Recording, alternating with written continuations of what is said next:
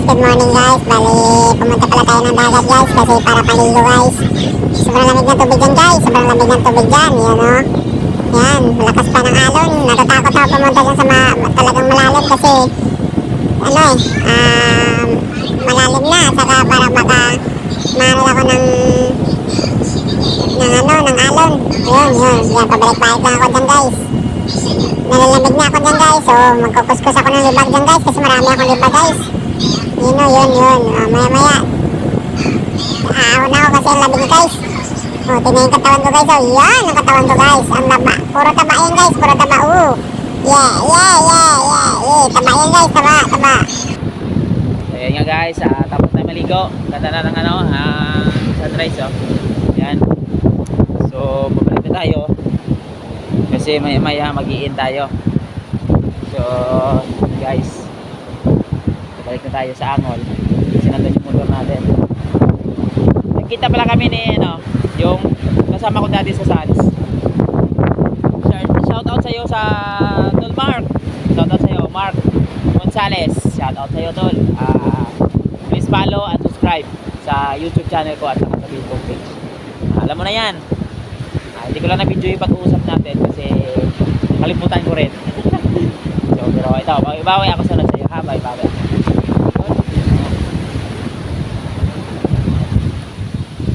Guys, balik tayo sa Angol. Yun pala, big shout out pala sa mga kasama ko sa JNT Rider guys. Sila Kuya Bug, si Kuya Rone, si Kuya Toto, si Daddy Max TV, then si Jojo, si Kiploy, si Bentor. Big shout out sa Bentor, mga masusunod na follower ko yan. Bentor, si Matron, si Tadja, then sila Nowhere, yung dalawang magkapatid na Nowhere. Saka hindi ko makakalimutan si Baynosa, hindi ko makalimutan yan. At saka yung mga bagong rider namin, yung papalit sa akin pala sa area ko sa Cagban, si Galangera. At saka big shout out din kay Kuya Bernard, kay Kuya Al, kasi sila yung mga regular ko na tumulong talaga sa akin, basta ako sa area ko na yan. At saka sino pa ba yung nakalimutan ko, si Raymond TV, saka si Bustak. Yun, huwag ka magtampo sa akin Bustak kasi yung biglaan lang talaga Bustak.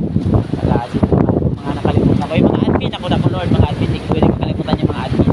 Bali, big shout out rin kay Shasha, kay Lily. Nalab ko talaga yung dalawa na yan. Kay Jude, saka sa mga shorter, si Niklas. Lord, si Niklas. Hey, Sir Niklas. At saka sila Big Boy, si Jericho. Yan, mga close ko talaga yan sa JNT. Mabibis ko talaga kayo lahat. So, lahat ng mga shorter, lahat kayo. Hindi ko man isa-isa. Lahat ng mga rider, hindi ko rin isa-isa. Yun. Uy, si Nonny Tricia. Kalimutan ko, Nonny Tricia.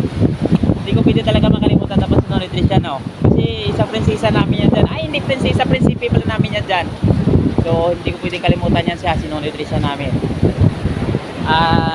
Sino pa ba? Wala na. Oy, kay Sir Jmar. Hindi ka pa nakabalik. Kaya babay na Sir Jmar. Sa pagkikita natin ulit. At yung sabi ko sa iyo chat pa rin tayo. Kaya sa Arlen, kay Ma'am Maria, maraming salamat. Nabigyan niyo ako ng opportunity nakapagtrabaho sa DH1 Boracay. Kay Ma'am Julie sa DH2, yung SPB na doon. Saka yung mga rider doon sa DH2, shout out din sa inyo. No? Mag-ingat lang kayo palagi. At saka ride safe, kalma lang, then love. Kailangan natin mahalin yung mga customer natin, no?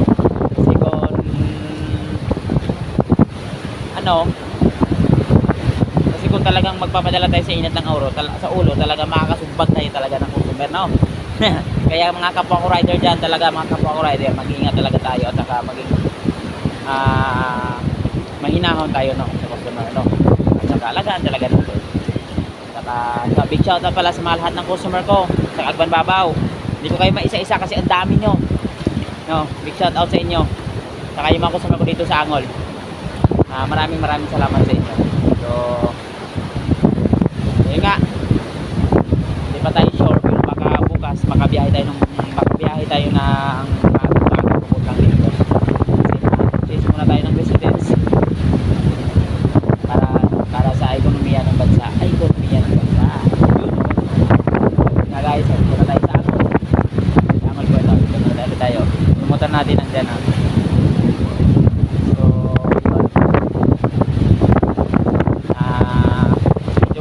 Ako deep inside malungkot din ako, nakakalungkot din kasi sa loob na isang taon ko dito sa Boracay ito, at saka excited din kasi uwi na ako ng lugar ko talaga. Uwi muna ako, mag-iisip-isip, then maayos yung ipapaayos ko yung bahay namin. Yung bahay ko doon, yung bahay namin doon kasi nasira talaga ng nagkarang mga bagyo, walang tao, kawawa yung bahay ko. So ibibidyo ko talaga yung itsura ng bahay ko pagdating ko doon guys, para updated din kayo at saka malaman nyo kung ano yung itsura ng bahay ko doon, no? Talagang kahit ako masakit din sa akin na ganun yung itsura ng bahay ko, wala akong magagawa kasi wala ako doon, dito ako sa Boracay.